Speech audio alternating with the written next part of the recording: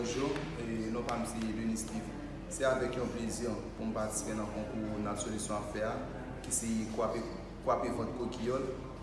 Je dis merci à tout le monde qui a supporté et qui a continué à supporter. Je demande pour nous toujours être abonnés à la chaîne là, pour nous like vidéo, pour nous partager, s'il vous plaît. Merci un peu.